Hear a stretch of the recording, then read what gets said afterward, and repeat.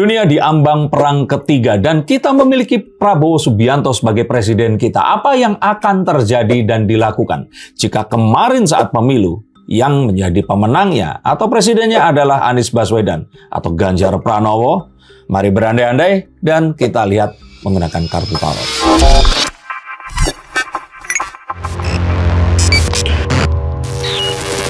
Halo, saya Sekar, kembali berjumpa bersama saya Denny Darko. Tidak ada yang namanya misteri, yang ada adalah tanda-tanda yang kita semua coba untuk mengerti. Pak Prabowo ini dipuja, tapi lebih banyak kalau di sosial media ini orang-orang yang nggak setuju, mencercanya, menghinanya, memperoloknya, dan juga banyak mengatakan bahwa langkah yang dilakukannya ini blunder semua. Tapi apa yang akan dilakukan jika ternyata presiden kita kemarin adalah Anies Baswedan atau Ganjar Pranowo?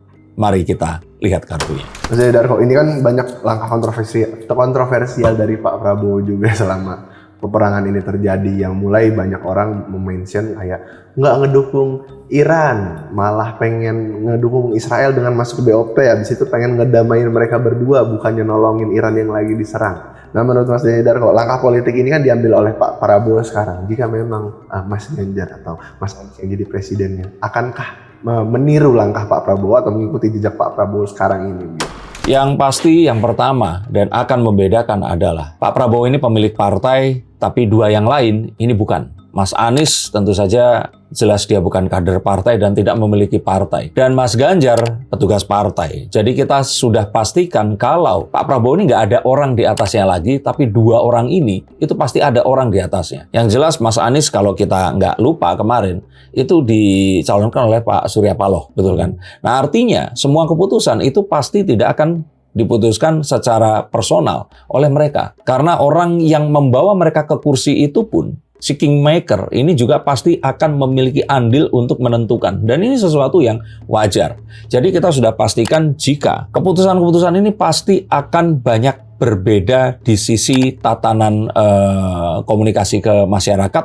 Tapi pada akhirnya kalau saya boleh katakan, saat itu diimplementasikan ke hubungan luar negeri, hasilnya akan, nah kita tahan dulu untuk nanti. Tapi yang pasti di sini, pesan pertama yang harus kita ketahui adalah Pak Prabowo ini pemilik partai, dia juga ketua partai, jadi dia tidak harus menjawab atau melapor kepada siapapun yang di atasnya. Tapi dua yang lain ini jelas, mereka ini pasti akan dipengaruhi. Itu dulu. Seperti yang kita tahu ya, menyinggung pihak manapun, Mas Anies sendiri kan maksudnya pasti arahnya juga banyak orang berspekulasi ya kalau Presiden Mas Anies pasti membela saudara-saudara kita di Iran gitu. Maksudnya banyak yang berspekulasi seperti itu. Menurut Mas Darko, arah kebijakannya tuh apakah akan tetap netral seperti saat ini, berada di tengah-tengah, atau ada yang justru ngarah ke Amerika atau ngarah ke Iran atau seperti apa gitu? Berdasarkan itu dan kartu magician, saya ingin katakan kalau Mas Anies itu mungkin memiliki kemampuan berbicara yang paling jago di antara mereka bertiga. Jadi retorikanya tentu saja pasti akan lebih bisa menyenangkan banyak orang. Dan dia ini tentu saja akan secara di atas kertas adalah orang yang paling bisa datang memberikan pidato, menenangkan banyak orang, dan juga akhirnya mendapatkan simpati juga. Tapi kalau dikatakan akan memihak Iran, saya pikir nggak segamblang atau sesimpel itu. Karena banyak permasalahan yang lain di mana di Indonesia pun itu banyak orang yang juga tidak menyukai karakteristik Iran yang disandingkan dengan Syiah mereka ini tadi. Jadi kalau saya pikir nggak akan sekonyong-konyong seperti itu. Tapi Mas Anies memiliki kemampuan presentasi dan juga kemampuan untuk berorasi yang jauh di antara mereka bertiga ya, di antara mereka semua ini, yang tentu saja akan menjadikan ini benefit di mana dia ini akan bisa menenangkan kepada siapapun yang ada baik di luar negeri maupun di Indonesia. Nah, tapi implementasinya tentu saja akan berbeda. Seperti kita ketahui akhir-akhir ini, bahkan Panji pun menyadari program Koperasi Merah Putih MBG. Tapi program Pak Prabowo ini ternyata pembelian pesawat tempur dan juga kapal induk yang kita belum pernah punya, tapi akhirnya nanti kita akan memiliki ini. Ternyata ini adalah upaya untuk memprediksi dan ternyata terjadi perang dunia ketiga yang sebentar lagi akan terjadi. Jadi apa sih yang membedakan perang dunia ketiga ini akan ada adalah saat lebih dari 2 atau 3 negara ini akan ikut untuk melakukan peperangan secara bersama-sama itu tadi. Jadi kubu ini terbelah dan ada beberapa negara yang ikut. Tapi kalau baru Israel sama Amerika melawan Iran, ini mungkin hitungannya belum perang dunia ketiga. Tapi kembali itu tadi, kita akan katakan bahwa kalau Mas Anies ini memiliki keuntungan dan kelebihan untuk bisa bernarasi, berorasi, dan tentu saja dari situ tentu saja dia akan mendapatkan banyak dukungan. Tapi untuk strategi yang sifatnya itu taktis, Pak Prabowo ini dimenangkan karena dia adalah seorang militer. Dia juga seseorang yang memiliki koneksi di luar negeri, di Jordan tentu saja yang rumah keduanya, dan memiliki kedekatan dengan dunia intelijen yang lebih mumpuni. Kalau Pak Ganjar sendiri seperti apa menurut sendiri? Maksudnya apakah kalau kita tahu ya kan Pak Ganjar ini dari PDIP dan Megawati juga salah satu PDIP ini salah satu partai Amerika banget gitu DNA-nya mungkin arahnya, atau justru malah ke China? Enggak lah, kalau PDIP ya harusnya kalau kerakyatan ke China ya, tapi PDIP pun nggak terasosiasi dengan China. Intinya sebenarnya saat PDIP itu didirikan, ini PDI ya dulu itu adalah partai yang bukan partai Islam. Nah, jadi partai itu dulu cuma dua. Golkar itu bukan partai, Golkar itu golongan karya. Pengusaha-pengusaha masuk ke situ. Tapi partai itu kayak partai kanan sama partai kiri. Kanan itu yang agamis, kiri itu yang lebih ke logik dan juga sosialisme. Nah, jadi PDIP lebih ke itu tadi. Jadi orang-orang yang bukan Muslim, orang-orang yang kebanyakan orang-orang Indonesia Timur yang bukan terasosiasi dengan orang-orang Jawa, NU, dan sebagainya, mereka pasti akan masuk ke PDIP ini tadi. Makanya mereka kuat di Bali, Sulawesi, tapi itu pembicaraan di yang lain. Tapi saya ingin katakan bahwa dari kartu The Knight of Wands ini, Pak Ganjar ini jika ada di posisi Pak Prabowo, dia ini pasti akan berpegang teguh pada ideologi. Sama seperti saat kemarin itu dengan mengecam dan menolak Israel untuk datang berlomba di Olimpiade yang rencananya akan dilakukan di Indonesia, ternyata nggak jadi, betul kan? Nah, ini tentu saja akan terjadi saat beliau menjadi presiden.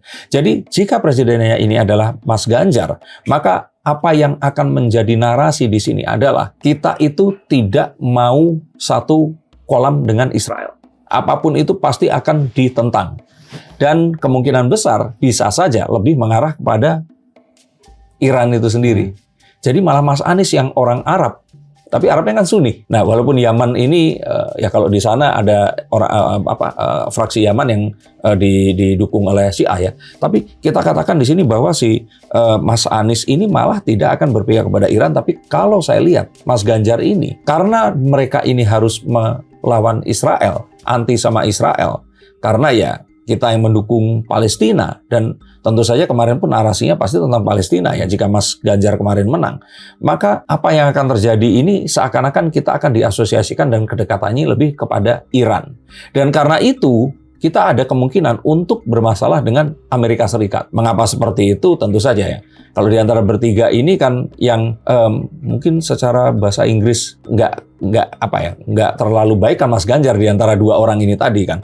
Nah jadi mungkin Mas Ganjar ini lebih mirip kayak Pak Jokowi saat dia ini harus berkomunikasi di luar negeri, akan lebih sulit untuk bisa mendapatkan narasi dan juga orasi yang akan bisa membeli hati orang-orang di luar. Tapi di dalam negeri ini semuanya akan tenang. Semuanya akan merasa bersatu karena bersama-sama melawan Israel seperti itu. Tapi pada kenyataannya ini tadi, peperangan pun ini nggak pernah punya satu pengalaman. Karena beliau sipil, sama seperti kita semua, sama seperti Mas Anies juga. Maka kemampuan untuk memprediksi apa yang sebenarnya saat ini terjadi dan akan berakibat kepada apa di masa depan, itu pasti nggak akan setajam Pak Prabowo juga. Jadi sejatinya kita itu diuntungkan dengan Pak Prabowo ini mantan tentara. Karena dengan kondisi perang, kita akhirnya berpikir dengan cara yang ya seakan-akan jika perang itu nyampe ke sini akan bagaimana. Walaupun kalau misalkan, banyak juga yang berada ya kalau misalkan dari statement Mas Denny juga, kalau Mas Anies yang jadi presidennya, Indonesia akan jauh lebih tenang. Maksudnya bukannya tenang dalam artian itu ya, maksudnya lebih bisa ada narasi-narasi yang untuk menjelaskan masyarakat di mana masyarakat ini nggak akan sekhawatir sekarang gitu. Betul, jadi terutama saat Mas Ganjar ini kan didukung oleh partai pemenang yang otomatis PDIP ini akan hat-trick 3 periode, mereka ini memenangi. DPR-nya pun pasti akan sangat kuat sekali. Dan saya merasakan bahwa program pemerintah itu juga akan melakukan yang hampir sama dengan Pak Jokowi kemarin. Karena pada dasarnya Pak Jokowi itu kan PDIP ya. Jadi kayak ganti pentolannya aja, tapi programnya akan tetap sama. Masyarakat akan dimanjakan dengan banyaknya, itu tadi ya, bansos, dengan banyaknya hal-hal yang memang secara kerakyatan PDIP ini kuat. Tapi ketahanannya kita nggak akan pernah tahu. Karena Indonesia ini sudah tergantung dengan sebuah kondisi salah kaprah dan lingkaran setan di mana kita ini selalu mengimpor apapun yang kita konsumsi, padahal kita bisa memilikinya sendiri. Contoh juga ada salah satu di konten Benix di sini membahas tentang mengapa orang Indonesia ini dari minyak tanah harus bergeser kepada gas. Padahal kita itu kalau minyak tanah, kita memasak menggunakan minyak tanah itu jauh lebih murah dan kita mendapatkan itu tanpa harus mengimpor. Tapi kita tahu saat Pak JK menjadi Wapres, Indonesia itu mengimpor tabung gas dan juga LNG ini secara besar-besaran. Itu juga yang akhirnya bermasalah dan kalau saya nggak salah ya di sini silahkan dikoreksi di bawah. Bu Karen Agustiawan, Direktur Utama Pertamina juga akhirnya kan ditahan gara-gara hal seperti itu. Nah tapi kembali di sini yang ingin saya katakan adalah dua sipil ini tadi pasti akan kesulitan untuk mengetahui dan prediksi peperangan dan juga ya, hal-hal yang berkaitan dengan alutsista dan sebagainya ini akan mempengaruhi geopolitik. Dan saya merasa bahwa ini kayak, untung ya ternyata menang Pak Prabowo karena beliau memiliki pengetahuan itu tadi. Berarti maksudnya dengan sekarang Pak Prabowo presidennya, walaupun beliau ya secara garis besar tidak bisa menenangkan keresahan masyarakat yang terjadi di media sosial ya, tapi secara taktis Indonesia akan menjadi negara yang paling aman atau cukup aman di kondisi perang besar. Kalau itu kan sesuatu yang memang akhirnya juga terjadi karena saya pikir nggak bisa kita lepaskan karena Pak Prabowo kemarin join BOP. Prabowo pun saat nego dagang dengan Amerika, Pak Prabowo ini jadi nice guy. Jadi hal seperti itu tentu saja akan sangat berpengaruh karena beliau pun sebagai seorang tentara ya, saya nggak tahu tentara itu bisa mantan atau enggak karena pasti pemikirannya adalah pemikiran taktis yang harus bisa sangat tepat mengambil keputusan di saat kritis.